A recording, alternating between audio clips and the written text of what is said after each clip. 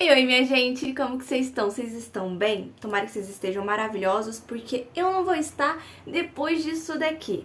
O arco mais pesado e nunca adaptado de Berserk, do canal da Gabi Xavier. Eu nunca tinha visto nada dela ainda, né? Eu nunca tinha visto nada dela ainda, e agora tá certo.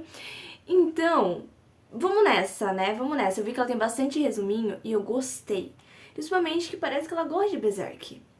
Algo que eu não estou muito familiarizada, esse sentimento. Então vamos ver, porque eu acho que depois disso daqui eu realmente não vou querer ler, tá? Que o arco mais pesado e nunca adaptado. Ele não foi adaptado de tão pesado que ele é. Então tá bom, primeiro link aqui na descrição tá o vídeo original. Se quiserem me seguir em outra rede, eu estou lá no Insta, então me segue lá, o link tá aqui embaixo.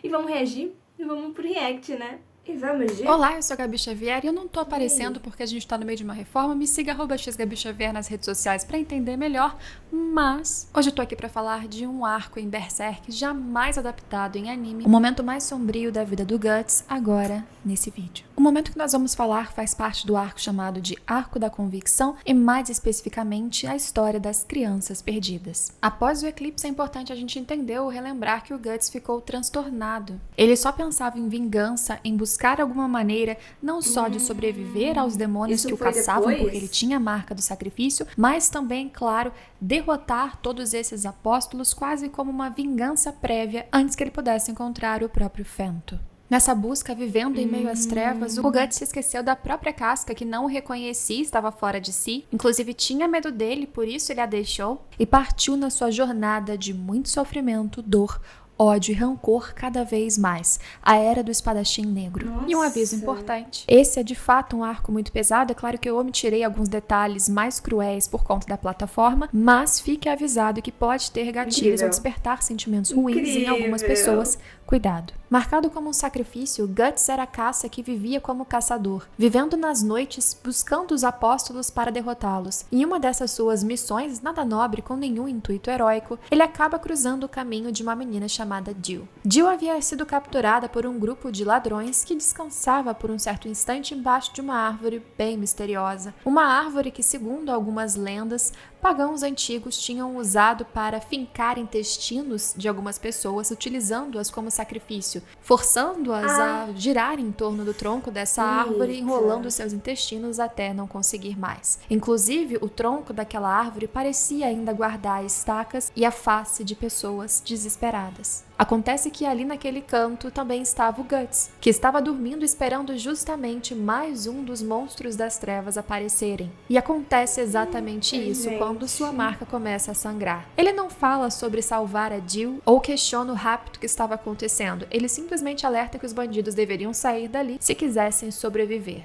Não porque ele ia derrotá-los, mas porque algo muito pior surgiria em instantes. A árvore então ganha vida e os seus galhos atacam com muita ferocidade. Os bandidos até conseguem fugir e Jill fica congelada vendo o Guts entrar em ação. Algumas das cenas mais bonitas em painéis incríveis nesse momento enquanto o Guts luta contra espíritos malignos e os derrota. Incrivelmente, depois de tudo isso, Jill fica muito surpresa com outra criatura, porque Puck já está acompanhando o Guts nesse ponto e Puck lembrou a ela outro ser. Ela acreditava que Puck era um elfo do Vale da Neblina e aparentemente isso a assustava muito. E logo a gente entenderia por quê. Os bandidos fogem dali e apesar de terem sobrevivido ao ataque daquela árvore, eles se deparam com outros seres muito parecidos com Pucks. Seres pequenos, alados, que juntos pareciam bastante um grupo de inseto de um conto de fadas. Será? Guts e Puck então caminham com Jill até o vilarejo em que ela morava, antes que a menina os alertasse sobre algum inconveniente que podia acontecer por causa da presença do Puck. Quando Jill chega, sua mãe logo a recebe, desesperada porque ela havia sumido durante a noite, e o seu pai se mostra alguém que bebia demais e os dois tinham uma péssima relação, inclusive envolvendo violência. E pra vocês verem, não é o Guts que a defende, ele apenas assiste essa cena cena de um conflito familiar em que a Jill apanha e quem defende jogando algo na cabeça do pai dela é o próprio Puck. E de repente, quando veem aquela criatura, o elfo, todos da vila ficam desesperados e com muita raiva, querendo que o Guts entregue o Puck imediatamente. O Guts não tá importava mais que a Jill apático, dissesse né? que o Depois Puck de não tudo era aconteceu. do Vale da Neblina. Todos queriam destroçar aquele pequeno ser que, como o próprio Puck disse, geralmente inspira fofura, sorte. Ali não, era muito ódio.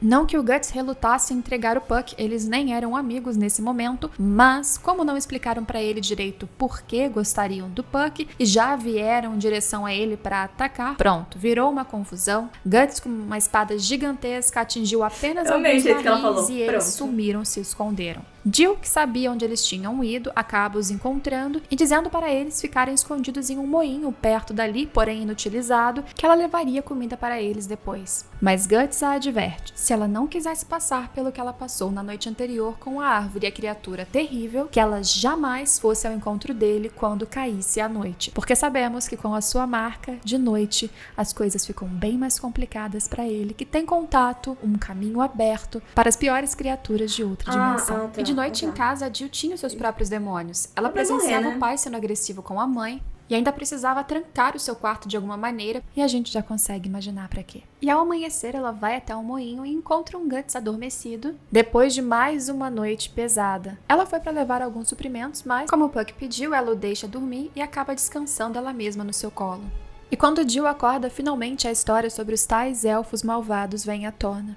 Teoricamente, pequenas criaturas aladas, com corpo humano, bem parecidas com um Puck, atacam vilas como a da Jill e elas viriam do Vale da Neblina. Não só atacariam plantações, como também animais e comeriam pessoas. Além disso, talvez mais importante, elas sempre roubavam crianças. E isso acontecia com muita frequência, e por isso os moradores tinham muito medo desses elfos. O que é estranho, elfos não fariam isso, e logo nós descobriríamos o que realmente eram aquelas criaturas, porque a marca do sacrifício do Guts começou a sangrar. E isso foi no exato momento em que um grande grupo desses tais elfos invadia a vila da Jill para roubar mais crianças. Destruindo animais, plantações, o estrago era enorme e os adultos todos iam se trancando. Mesmo quando uma das casas foi atacada, os pais mortos e um dos garotos era roubado por essas criaturas, ninguém fazia nada. Quem atacou todos esses mini insetos foi o Guts, com mais um monte de cena de destruição e usando um estilo Guts nada sutil e meio doido dessa época da sua vida, pegando esse próprio garoto que perdeu os pais como uma isca, pendurando ele na ponta da sua espada para atrair os elfos e derrotá-los de uma vez só. E é aí que aparece aquela que é a chefe daquelas pequenas criaturas. Mais parecida com uma borboleta, ela parecia a chefe de um bando de crianças, porque sim, o Puck reparou que aqueles seres, apesar de monstruosos em atitude, se comportavam como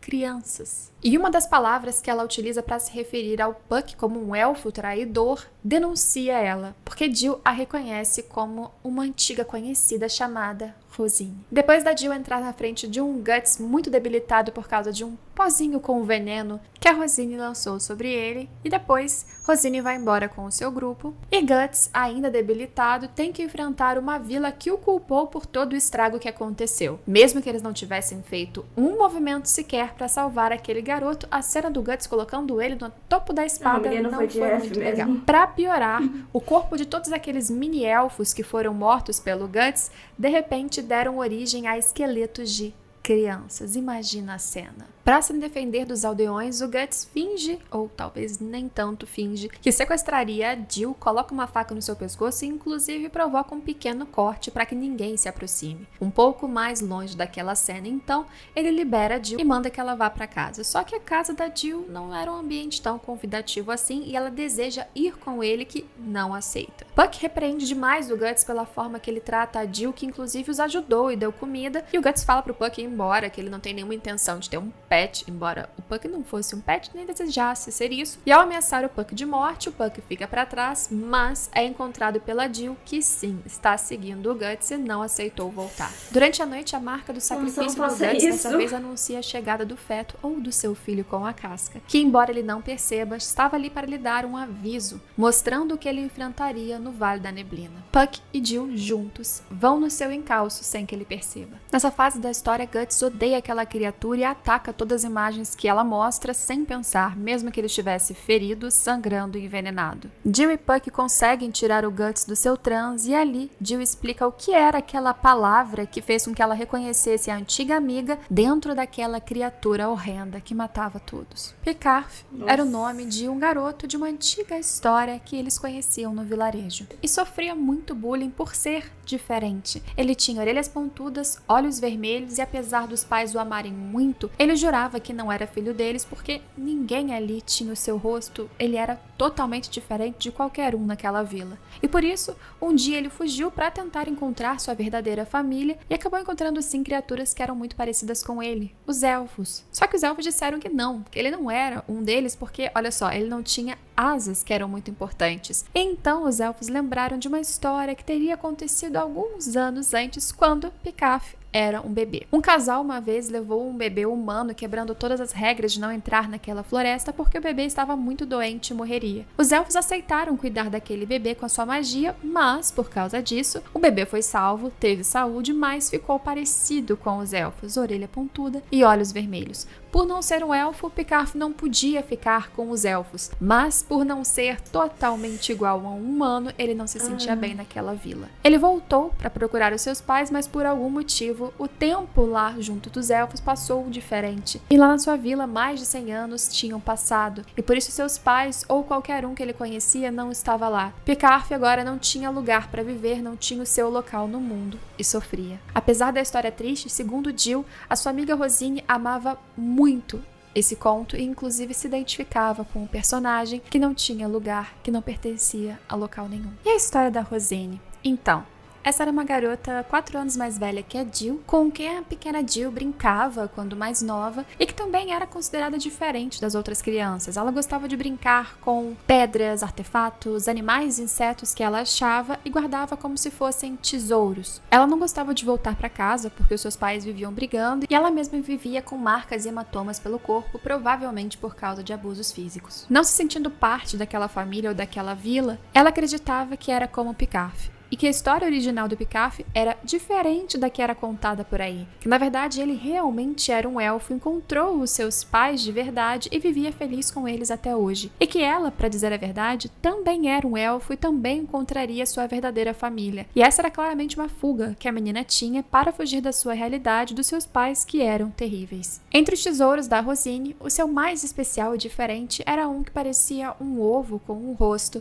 um berrelite. E em certa noite, durante uma chuva, a Rosine foi se despedir da Jill, dizendo que finalmente ela partiria para sua jornada de encontrar o seu verdadeiro lugar, e desde então nunca mais apareceu. E estranhamente, alguns dias depois, os seus pais também sumiram e desapareceram como se tivessem ido atrás dela. E isso foi antes, obviamente, dos ataques das criaturas do Vale da Neblina começarem na vila da Jill. E para atingir o seu sonho de ser a rainha dos elfos, Guts acreditava que Rosine tinha sacrificado seus próprios pais. Guts precisava derrotá-la, assim como ele derrota qualquer apóstolo que entra no seu caminho, e para isso ele diz que Jill deve ficar para trás. Ela não tá mais no meio de uma história, de um continho de fadas, ela vai acabar morrendo e ele não vai parar a espada se ela estiver no meio do caminho. Isso tudo dito de uma forma extremamente grosseira, inclusive o Puck reclama de novo e o Guts prende o Puck embaixo de um monte de pedra. O Guts é absolutamente grosso e nem um pouco delicado nesse momento da sua vida. Mas quando Jill tenta ajudar Puck a sair debaixo daquelas pedras, o Guts indo embora, quem aparece mais uma vez é Rosine. Rosine que conta para a amiga que virou então, como sempre quis, a rainha dos elfos e convida Jill para viver com ela.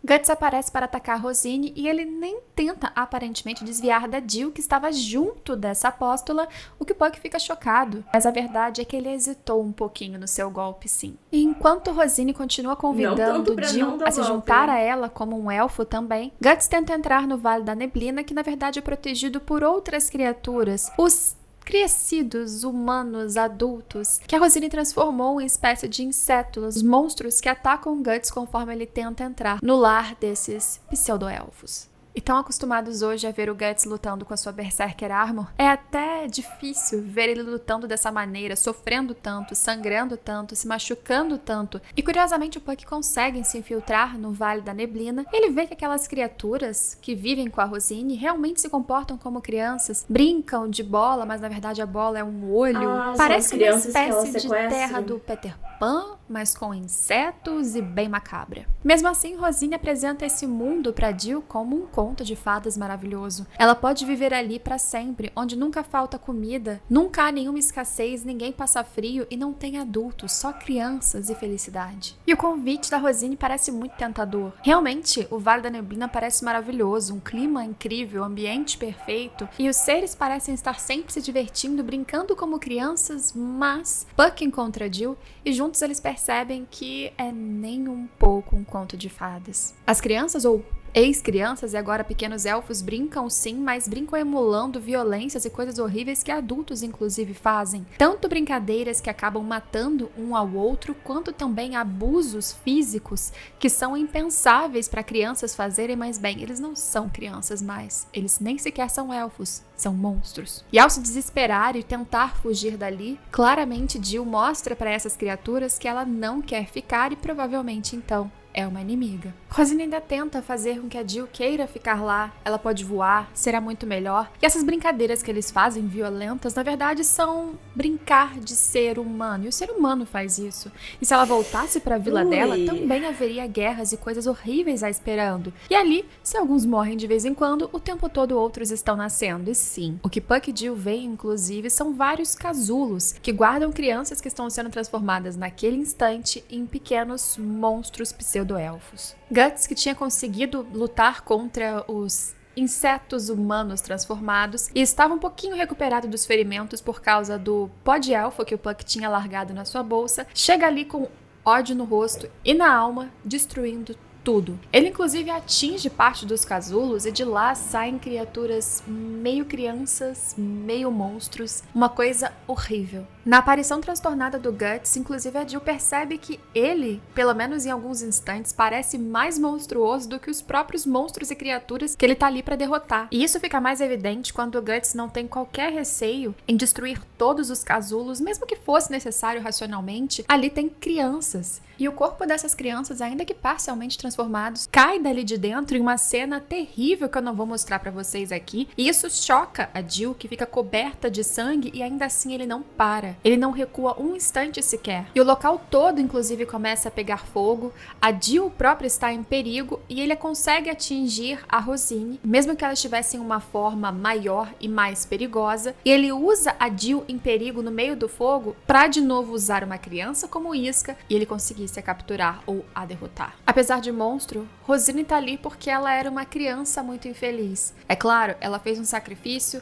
É claro que como uma rainha dos pseudo-elfos, ela matava muitas pessoas e fazia coisas horríveis, mas ela tinha uma espécie de humanidade ainda dentro do seu coração. Tanto é que a Jill era importante para ela e ela volta para tentar salvar a amiga do fogo, ainda que ela estivesse perdendo todos os outros casulos. A Jill era importante e o Guts se aproveitou dessa fraqueza. O campo de batalha aqui, mais uma vez, é extremamente sangrento. Os corpos que caem dos casulos ou dos elfos derrotados ou pseudo-elfos derrotados novamente se tornam corpos, cadáveres de crianças. A cena é grotesca para qualquer um assistir e o Guts não para. Depois de uma longa batalha, o Guts consegue sim produzir ferimentos mortais na Rosine, de forma que ela não conseguisse sobreviver durante muito mais tempo. E caída, falando com a Jill, antes de qualquer golpe final, a Rosine conta pra amiga como ela, anos atrás, chegou naquele Vale da Neblina em busca dos elfos e nada encontrou.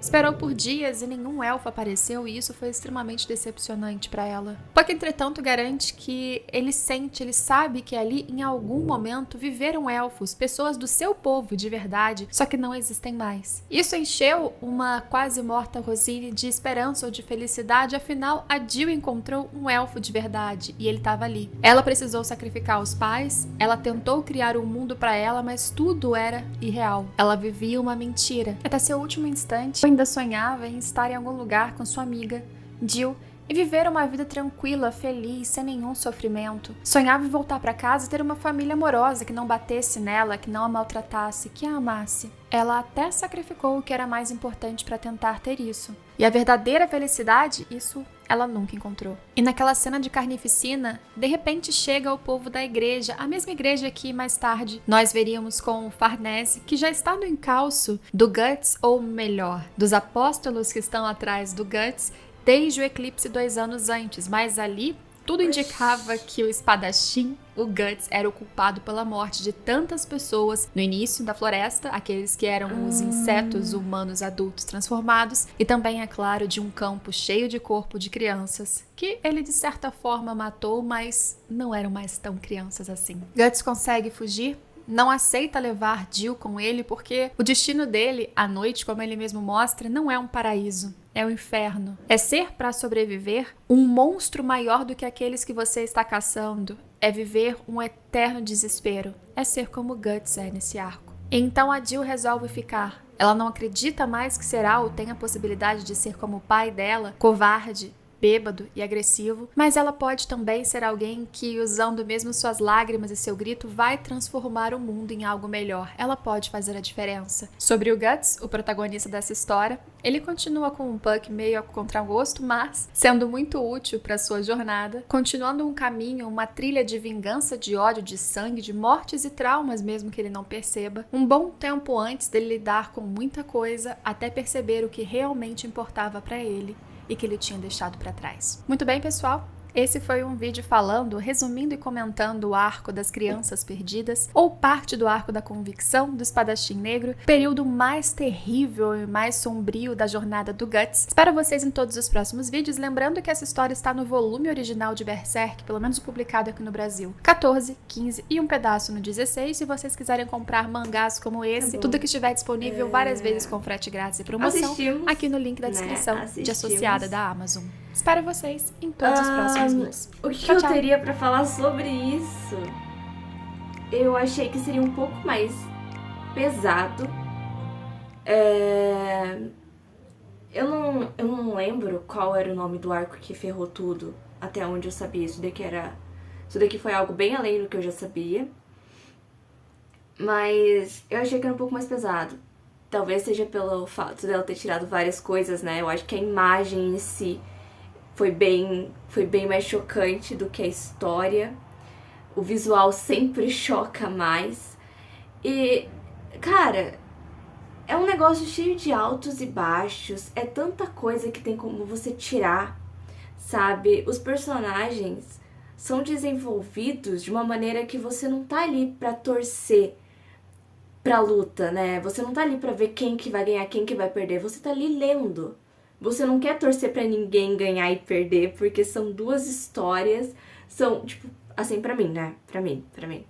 São duas histórias, são dois caminhos, são, cara, uma criança que viveu um inferno, sacrificou duas pessoas que pra ela realmente, do jeito que mostrou aqui, não foi uma perca, né? Não foi uma perda.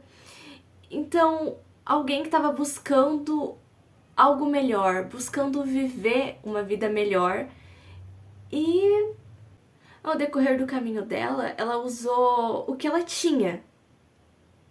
Ah, gente. Apesar que tem todas essas histórias uma em cima da outra, que você vai vendo e vai piorando, né?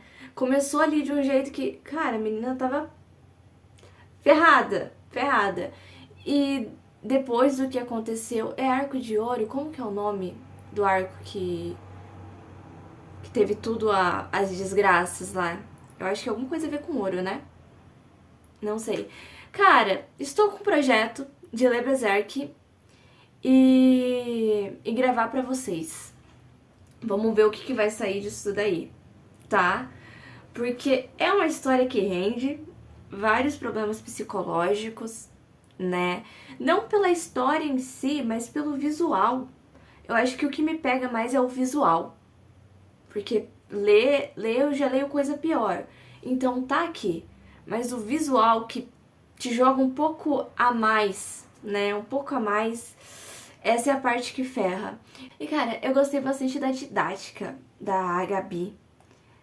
Ai, cara, ela contou a história de um jeito muito bom, sabe?